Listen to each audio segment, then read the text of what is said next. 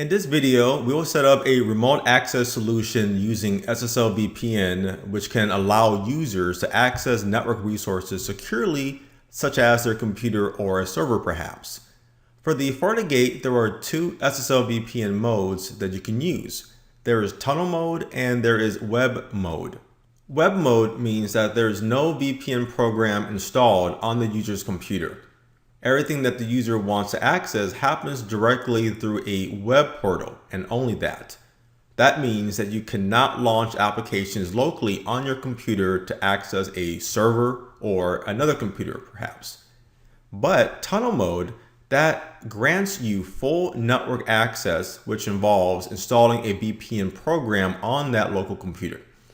And this will allow you to use applications locally on that computer when accessing resources on the user or the server network. And we will be implementing both of these modes, the web mode and the tunnel mode, in this particular video and show you how they work.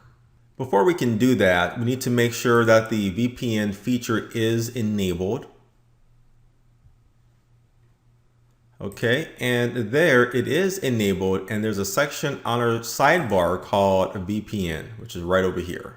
Next, you would need to create the network objects and groups that will contain the networks that you will want your users to access once they are connected using SSL VPN.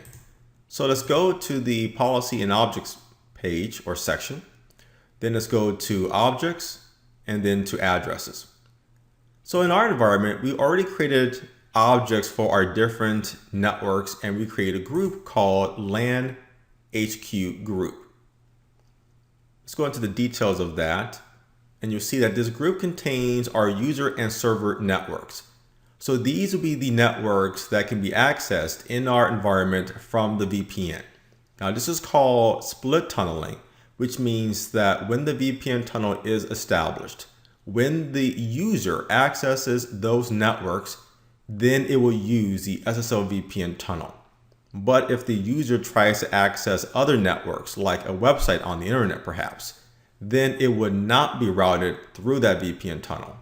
The next thing that we will do is create an object that will be used for the IP address pool. Now there is already a default object, which is right here, but we will define our own address pool.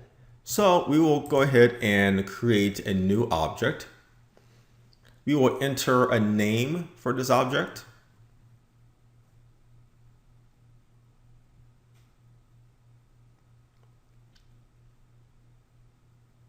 Okay, and the type will be IP range. And then we're going to define the range of IP addresses that will be used with our SSL VPN solution. So we'll be using a different network that we talked about in the overview, and we'll be allocating a few IP addresses. And once we're done, we're going to click on OK. So now that object has been added. So with this address pool, when our VPN users are successfully authenticated, they will be assigned an IP address from this range, which will allow them to access the internal network resources that we will later specify. For the next step, let's go to our VPN section, then to SSL and portals. So this will reflect the default SSL VPN profiles that we can use based on the VPN mode that is enabled, whether it is tunnel mode or web mode, or perhaps both. So let's go to the full access profile. This will show the different configuration options that we can change within each of the SSL VPN modes presented here. Under tunnel mode, we can enable split tunneling and define the object group for what networks our VPN users can access once they are connected. We can also specify the address pool that should be used for our connected users. And of course, all of that applies only to tunnel mode, where web mode, we can do things such as entering the portal message that will be displayed, the color theme, and particular option that will be displayed on that portal page, which you will see. So again, we will be configuring both of these modes, but for different groups in our environment. So let's go back to the main portal page. let's go ahead and create a new profile. And this profile will be created for our contractors who will VPN or could VPN into our environment. We want to give them an option. Okay. And they can only use web mode. So let's disable tunnel mode.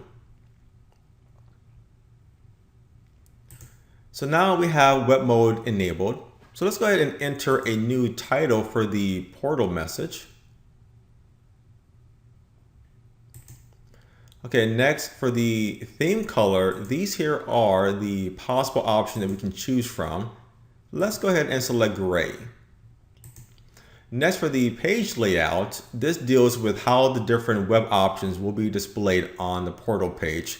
So it can be listed in a single column, which is the default, or in 2 columns. So we will use the default layout. Now for the web portal options, we want to display the status information and the connection tool. Now the connection tool means that we can actually use various applications supported through a Java applet like VNC, for example. You will also see those options once we test our web mode for a contractor to see what that really means. There are other options here, such as including the FortiClient download links, which we will actually not include, as we will cover that in a separate video topic. Now we can also enable bookmarks that users can manually add to the portal page for accessing a particular web server or a web-based application internally using HTTP or HTTPS. Now these bookmarks would be visible for those connected users only. We can also predefine some general bookmarks that applies to all users shown on the web portal. So let's go ahead and add a new bookmark. For the category, let's enter something like servers. Okay, next, let's enter the name for one of our web servers on our network. The type will be HTTP or HTTPS, so we'll do that. And for the URL, we will enter the internal IP of that web server, and then OK to add that bookmark. So we can add other bookmarks as needed for other web-based applications. And we are done. So let's go ahead and add this new VPN profile for our contractors.